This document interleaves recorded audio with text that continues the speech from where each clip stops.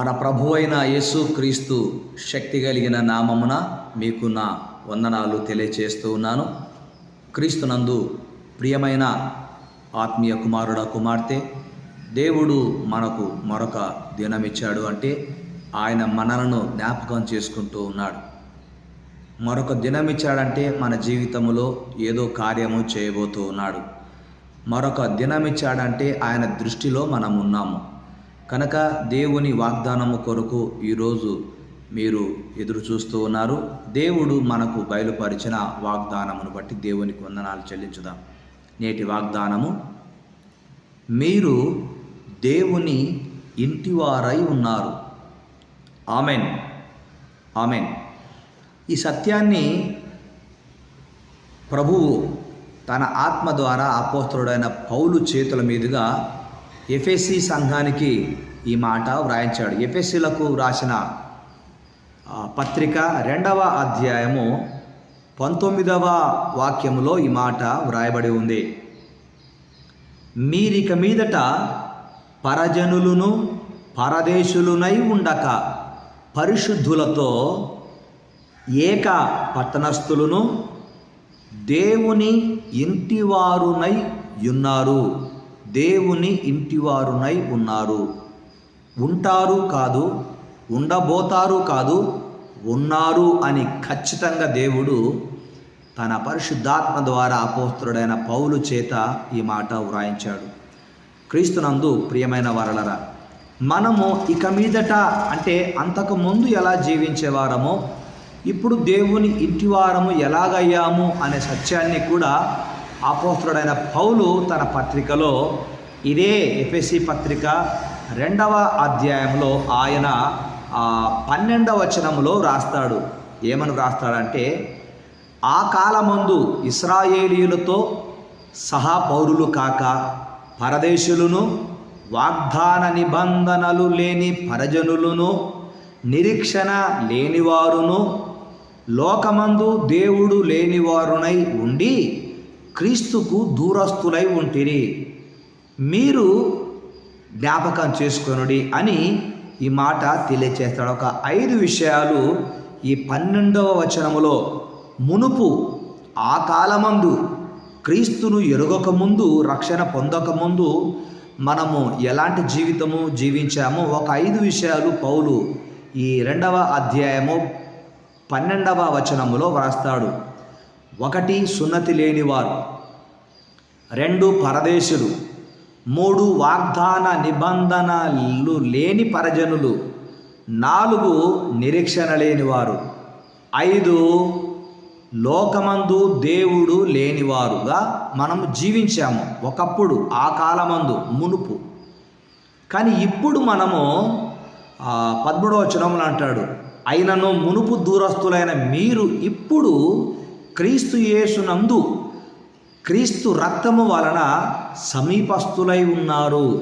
ఎంత సమీపస్తులముగా మనము దేవునికి ఉన్నాము అంటే, దేవుని కుటుంబములో దేవుని బిడ్డలముగా పిలువబడేంత సమీపముగా మనము దేవునికి ఉన్నాము. దేవునికి స్తోత్రం.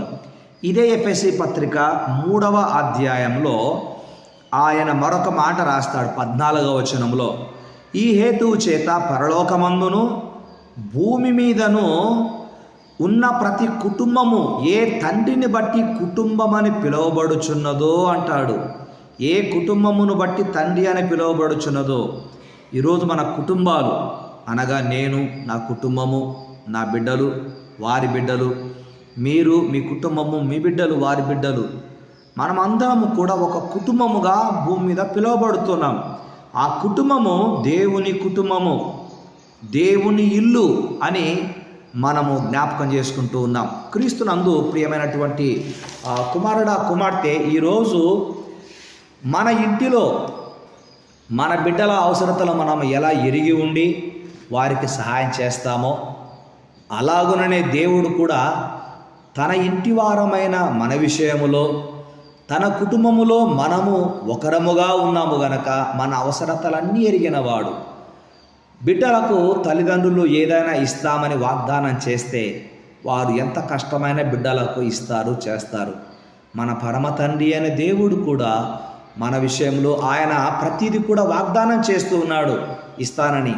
కొన్ని సందర్భాలలో తల్లిదండ్రులు బిడ్డలు అడిగిన వెంటనే ఇవ్వకపోవచ్చు, కాస్త ఆలస్యం చేసి ఇస్తారు. మన తండ్రి అయిన దేవుడు కూడా మనకు ఇస్తానని వాగ్దానం చేసింది కాస్త ఆలస్యమైతే దాన్ని మన విశ్వాసముతో నిరీక్షణ కలిగి పొందుకోవాలి. దేవుడు నా జీవితంలో కార్యము చేయడానికి అలక్ష్యం చేస్తున్నాడని అనుకోకూడదు. ఎందుకంటే దేవుని కుటుంబంగా మనం పిలువబడుతున్నాం. మనం దేవుని ఇంటివారమై ఉన్నామన్న సత్యాన్ని మనం గమనించాలి. క్రీస్తునందు ప్రియమైనటువంటి వరలరా, ఒకప్పుడు అన్యజనులుగా ఉన్న మనము, పరదేశులమని పిలువబడుతున్న మనము దేవుని ఇంటివారమై దేవుని కుటుంబములో సహా పౌరులమై ఉన్నామని. సహా పౌరులు అంటే దేవుని కుటుంబంలో పూర్తి హక్కు గల సభ్యులము అని అర్థము. దేవుని కుటుంబ సభ్యులము అంటే దేవుని ఇంటివారం అంటే మనకు సర్వ హక్కులు దేవుడు ఇచ్చాడు అడిగి పొందుకోవడానికి. అందుకనే మనము అడిగిన వాటికంటేను ఊహించిన వాటికంటేను గొప్ప కార్యములు చేయగలిగిన శక్తిమంతుడని ఎఫెసీ పత్రిక 3వ అధ్యాయం 20వ వచనములో ఈ మాట వ్రాయబడింది. 21వ వచనములో కనుక మనము ఊహించిన దానికంటే మనము అడిగిన వాటికంటే గొప్ప కార్యములు చేసే దేవుడు నిన్ను ఒక కుటుంబముగా కట్టుకున్నాడు. నీవు దేవుని కుటుంబము, దేవుని కుటుంబముగా నీవు కట్టబడ్డావు గనక నీవు దేవుడు నిన్ను ఏ విధంగా ప్రేమిస్తున్నాడో నీవు కూడా ఆ విధముగా దేవుని ప్రేమను ఇతరులకు పంచుతూ దేవుని యొక్క దీవెనలు పొందుతున్నావు.